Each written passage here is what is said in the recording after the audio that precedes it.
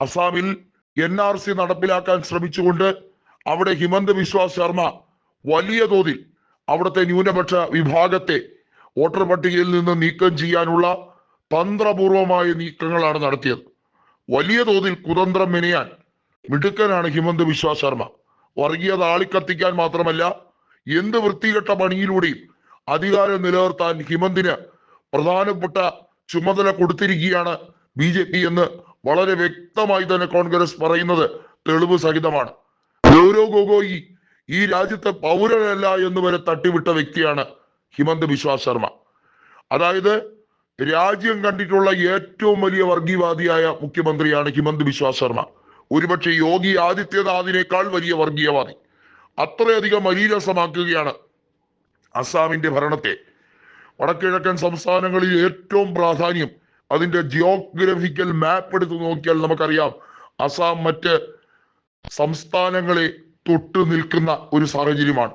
മറ്റുള്ള സംസ്ഥാനങ്ങളിലേക്ക് BJPയെ പടർത്താനും BJPയെ വളർത്തിയെടുക്കാനും നെടുനായകത്വം വഹിക്കുന്നത് ഹിമന്തിന്റെ അക്ഷീണ പരിശ്രമമാണെന്ന് ഇടയ്ക്കിടെ അമിത്ഷാ തട്ടിവിടാറുണ്ട്.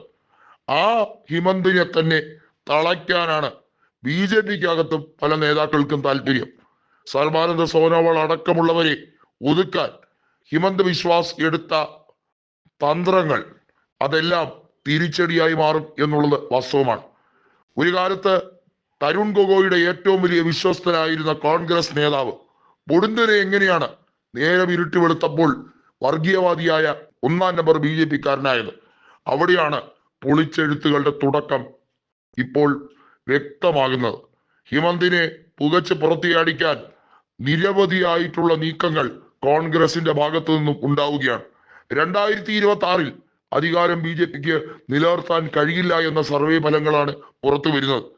റാക്കിബുൾ ഹുസൈൻ അടക്കമുള്ളവർ അതിശക്തമായി ലോക്സഭാ തെരഞ്ഞെടുപ്പിൽ റെക്കോർഡ് ഭൂരിപക്ഷം വിജയിച്ചത് ഹിമന്തിന് ഇപ്പോഴും അത് ദഹിച്ചിട്ടില്ല.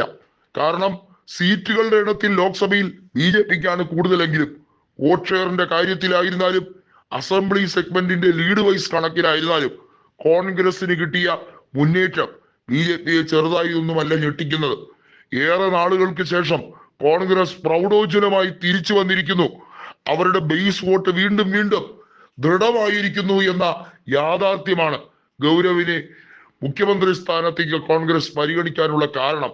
ഗൗരവ് ഗൊഗോയ് മുഖ്യമന്ത്രി സ്ഥാനാർത്ഥിയാകുമ്പോൾ കോൺഗ്രസ് അധികാരത്തിലേക്ക് തിരിച്ചു വരുമെന്ന ആത്മവിശ്വാസത്തിലാണ് അസാമിലെ ജനത മുഴുവൻ.